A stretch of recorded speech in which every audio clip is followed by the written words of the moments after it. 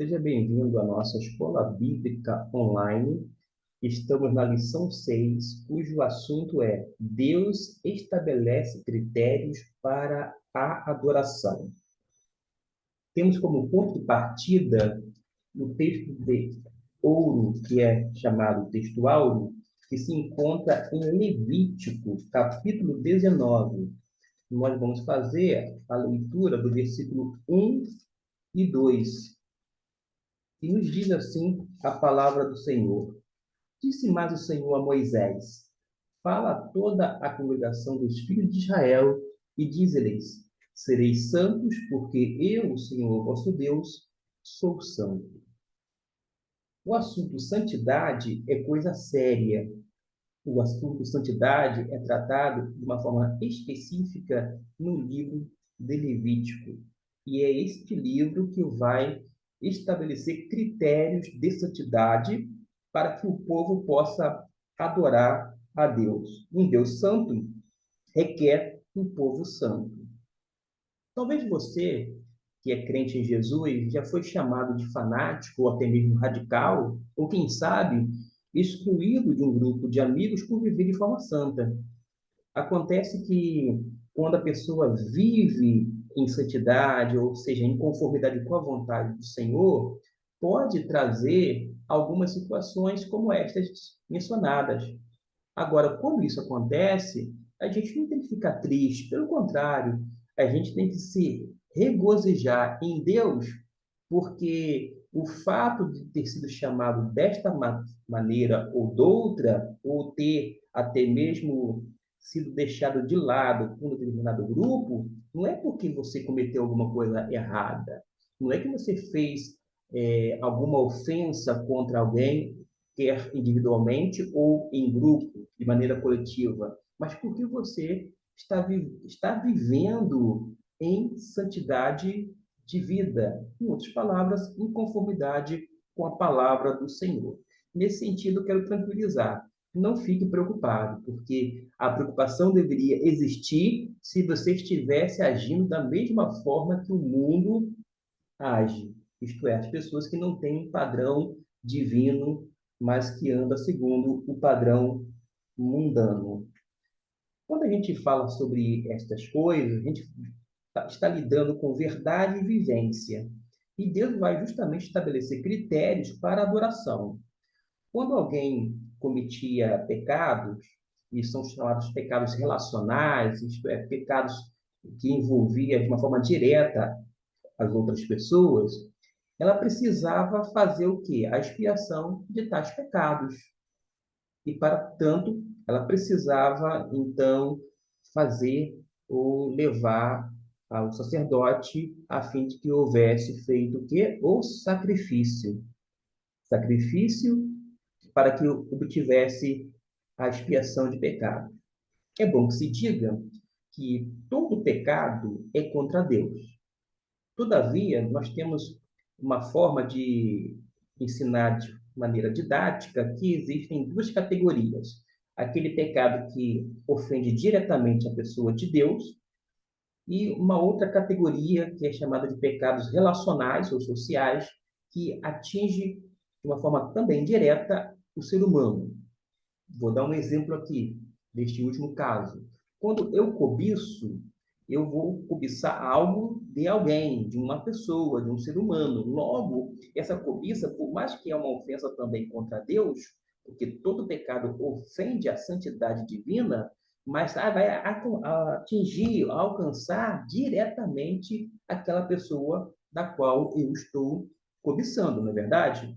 Então, a gente precisa fazer essa distinção apenas didaticamente. Pecado, tudo é pecado. Porém, como eu disse, alguns pecados ofendem a Deus, outros pecados ofendem diretamente o ser humano. E como o pecador sempre aparece como alguém que se rebela contra Deus ou contra o seu próximo, ele deveria, segundo a lei levítica, vou dizer assim, oferecer sacrifícios específicos. Vou dar um exemplo. Capítulo 5, versículo 1 mostra que a omissão da verdade, ou ainda o falso testemunho, deveria fazer com que a pessoa fizesse um sacrifício nesse sentido, para que houvesse a expiação de pecados, porque ou ele omitiu a verdade, ou quando não, fez um falso testemunho. A contaminação, por ter tocado, ainda que involuntariamente, em alguma coisa considerada imunda, como um cadáver, já era motivo para ele também oferecer uma oferta específica. Se ele tivesse, naquele momento, período, explorado o necessitado, tomando penhor ou cobrando juros altíssimos, ele também era réu, vou dizer assim, e devia fazer um sacrifício. Apropriar-se de algo alheio também era pecado e deveria ser o quê? Expiados com a apresentação de uma oferta pela culpa. A palavra que vai surgir aqui no texto bíblico, em hebraico, é achame, que tanto indicava uma culpa pelo pecado contra a lei cerimonial, quanto o que temos designado aqui como pecado relacional. A ideia nessa palavra é de algo como trair a confiança, defraudar. E não é à toa que o salmista, no capítulo 69, versículo 5, vai declarar que estas culpas também não são ocultas diante do Senhor. Em outras palavras, Deus vê tudo e a tudo vê. O culpado, por conta disso, deveria então confessar sua culpa e só depois apresentar ao sacerdote a oferta correspondente. E existe então uma série de prescrições dentro da lei.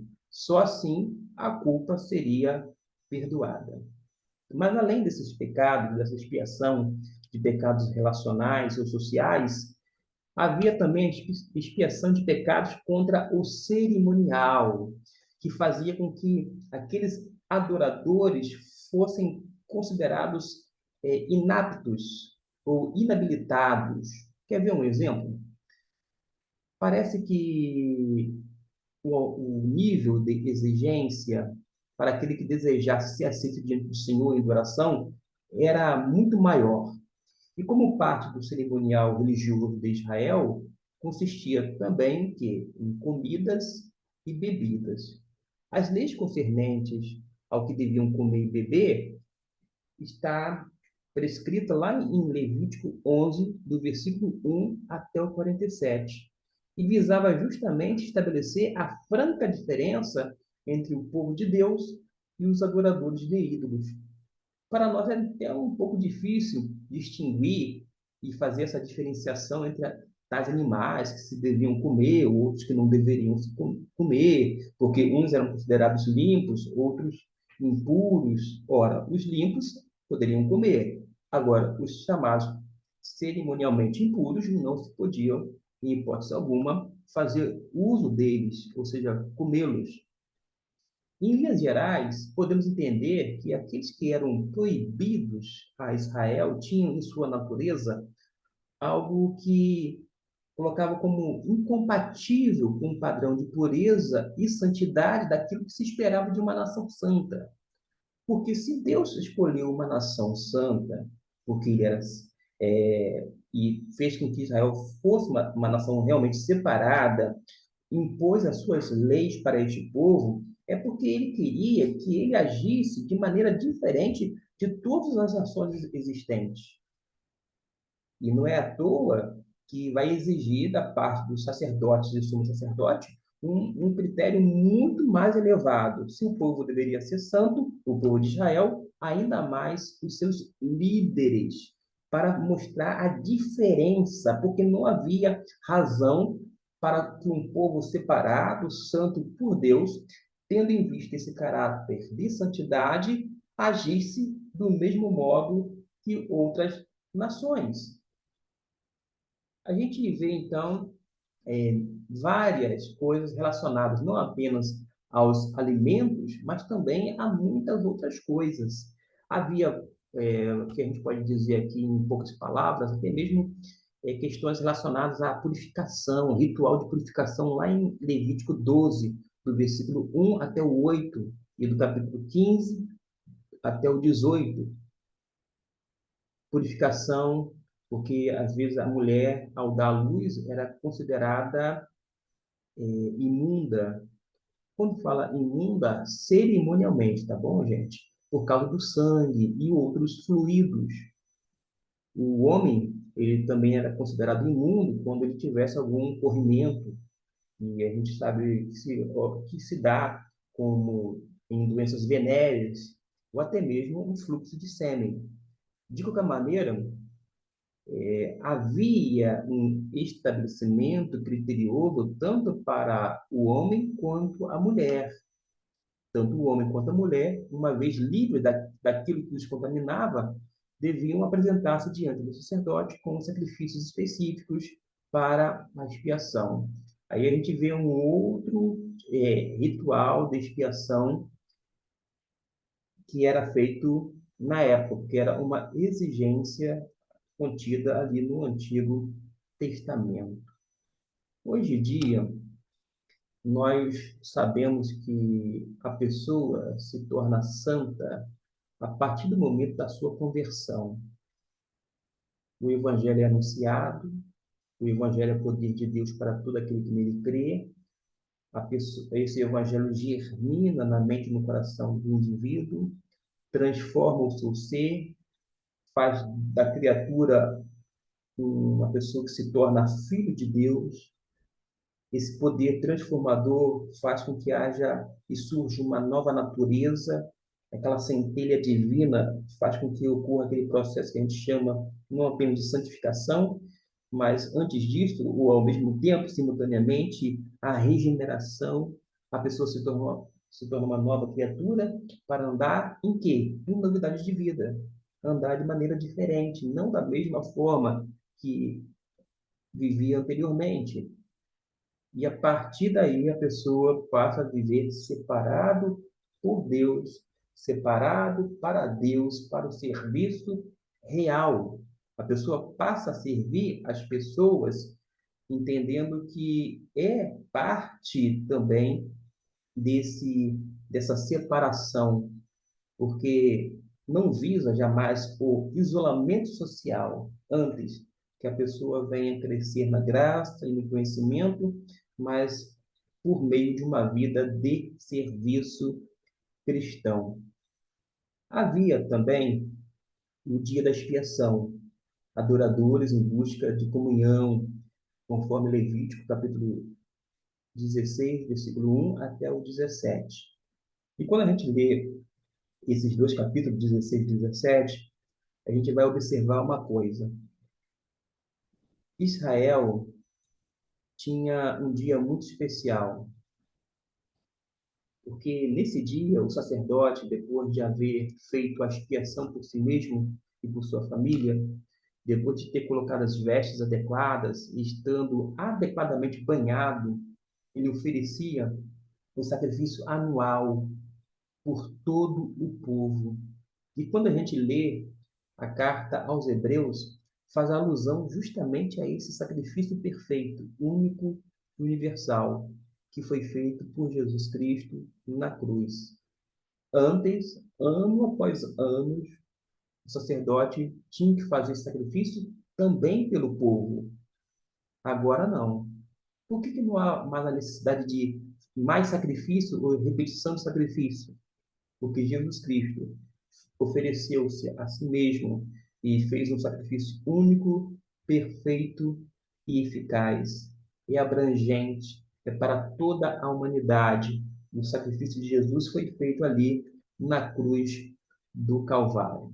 O Novo Testamento, digo, o Novo Dicionário da Bíblia, em espanhol, diz o seguinte: a essência da expiação é, em primeiro lugar, uma obra ou satisfação apresentada a Deus de acordo com a sua natureza e seu sentimento a respeito do pecado, glorificando-o plenamente mediante o sacrifício e, em segundo lugar, o levar de sobre nós os nossos pecados e isto dá ao crente a certeza de que os seus pecados foram totalmente perdoados e que Deus jamais voltará a se lembrar deles. E vamos agora para a parte final, conforme a nossa revista, algumas aplicações antes do encerramento. Vejamos, aplicações para a vida cristã. Quanto à classificação de pecados, vale apenas o comentário de Mesquita, é numa referência a Antônio Neves Mesquita, um escritor batista que escreveu vários livros, entre eles no livro de Levítico, e diz o seguinte: nossas responsabilidades são duplas. Em qualquer caso, de um lado, Deus, Santo Criador, requerendo de suas criaturas racionais a devida atitude em todas as modalidades da vida, e do outro, o nosso semelhante, igual a nós, nosso irmão de raça, a quem devemos o respeito que exigimos para nós. Isto leva-nos a uma reflexão séria, principalmente nos momentos turbulentos que vivemos há bem pouco tempo no cenário brasileiro. O segundo item da aplicação é que mostra que o objetivo da lei era preservar a santidade do tabernáculo, que era justamente onde Deus morava, e a reverência diante do Deus Santo. E qual é a conclusão que nós tiramos?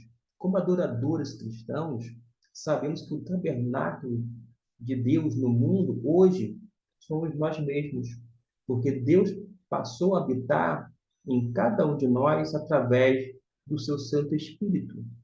E hoje, muito mais do que correr atrás de um lugar santo, o fato de sermos habitação do Espírito Santo nos torna uma vida santa. E é isto que vale a pena ser vivida e, sobretudo, ser colocado em mente para jamais esquecer.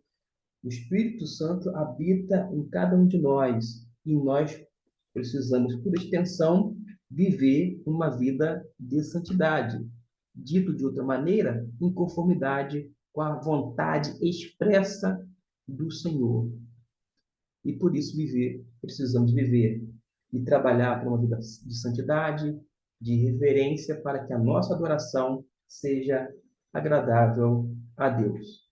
E o terceiro e último tópico é se no passado, se as práticas sexuais impuras estão relacionadas com a idolatria, não é menos idolatria o comportamento sexual dos nossos dias. Aí ele fala aqui o autor sobre o Deus, entre aspas, da sensualidade, deixou seu papel secundário no panteão, passando a ocupar o altar-mor da vida dos seus adoradores. Mas ele termina praticamente com um apelo e na forma, quem sabe, de uma oração. Que Deus nos ajude a não formar coro com os que promulgam o culto à sensualidade, a zelar por uma vida de santidade ao Senhor e anunciar as boas novas de salvação àqueles que vivem cativos do diabo e em tais práticas que se tornam ofensivas tanto a Deus, mas também ao próximo. Que Deus nos abençoe. Ficamos, então, com a lição de número 6 da nossa revista Compromisso. Até a próxima semana. Fiquem com Deus.